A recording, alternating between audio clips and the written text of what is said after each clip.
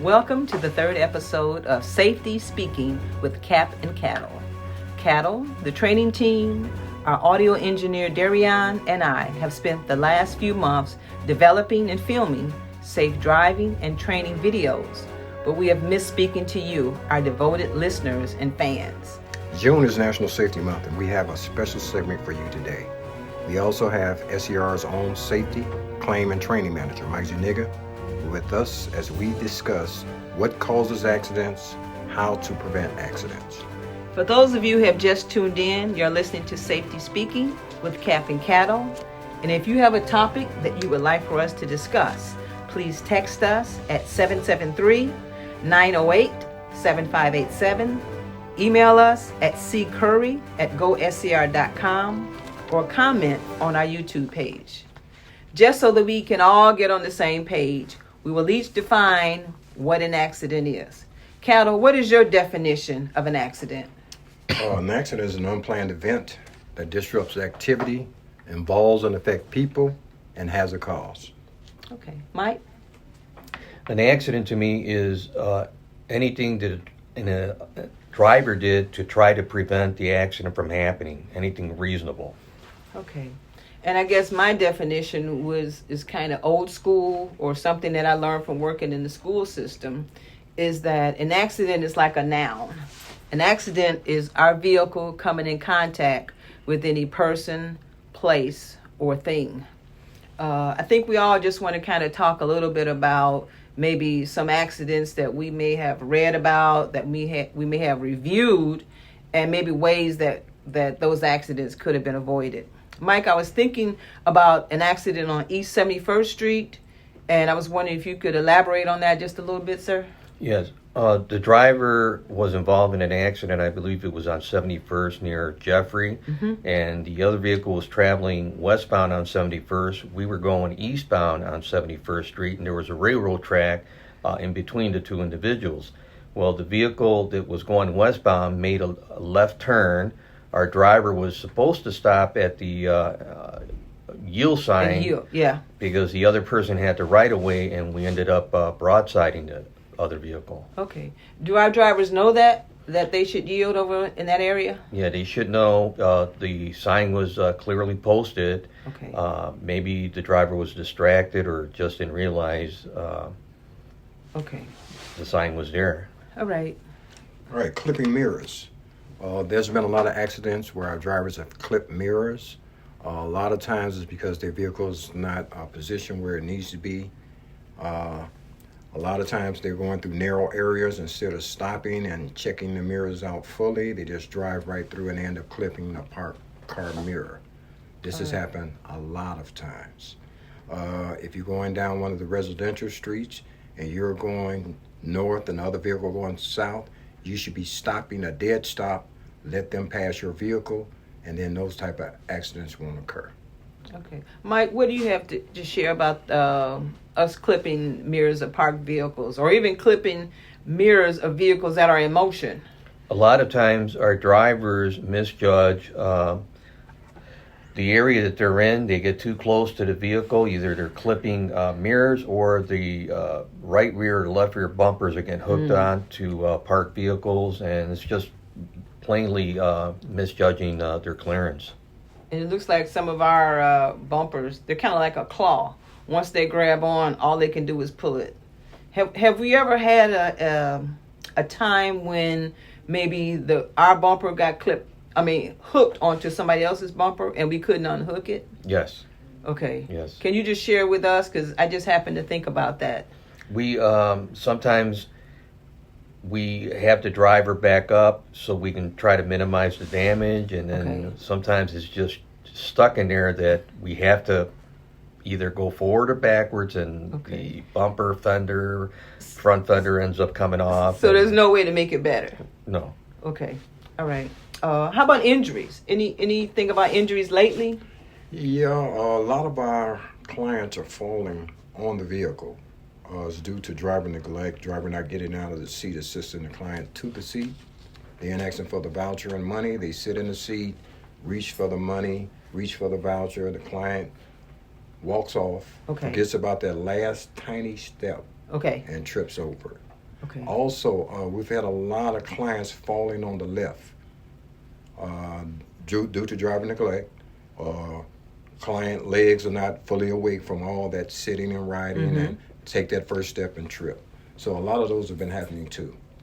Mike, what's a remedy for that? Going onto the ramp, the lift, and falling. Well, one of the things that when we see these on the video, the way the accident occurred, I've been sending a lot of messages to the drivers regarding having the passengers remain seated until it's safe for them to exit the vehicle. A lot of times, as Steve was saying, the driver is still the client to get up and they'll run to the ramp area, and then the ramp's not even up. And then they end up falling in between the ramp and the vehicle, or they trip over the yellow foot guard, and then we have situations there. Okay. You're listening to Safety Speaking with Capt Caddle. And if you have topics that you would like for us to discuss, please text us at 773-908-7587. Email us at ccurry@goscr.com or comment on our YouTube page. Mike, I was just wondering, do we ever hear anything about customers falling or tripping or stumbling as they're exiting the vehicle? Not on the lift. Yeah, sometimes we have individuals, they're anxious to get off the vehicle and they end up flying down the steps, you might say, because they're coming down too quick, and then they fall forward and then they end up hitting their heads on the sidewalks or the streets. Is there anything our drivers can do differently as our customers are exiting the vehicle? Yeah, the drivers should be telling them to watch their step, to slow down, and make sure they hang on to the handrail. Okay, but our drivers should be standing right there, not sitting in the seat. Correct. Okay, all righty. Well, that sounds great. So overall, what do you think about our operators? Well, we have some of the best motor vehicle operators I've ever seen, but they must realize that the vehicles that they are operating are much larger. They're 23 feet long, 10 feet in height, 8 feet in width. Okay. For a lot of our drivers, it was a challenge. They transitioned from a smaller vehicle into a larger vehicle, and this is going to continue because every day is a learning experience for them. Sure is, and for us. In my experience with our drivers and their operation of the RL vehicles, I am noticing that there's still a lot of Cadillac turning.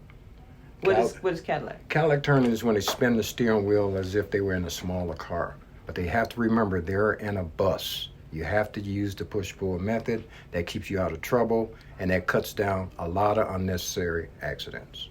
Okay, all right. Mike, can you share some stuff about a little bit more about accidents for us? I wanted to piggyback off of what Steve was saying regarding the Cadillac spinning. If you constantly turn the steering wheel, what's going to happen is that tail end is going to swing into the body of another vehicle. Okay. And that's what's going to cause damage. Are you seeing a decrease in accidents?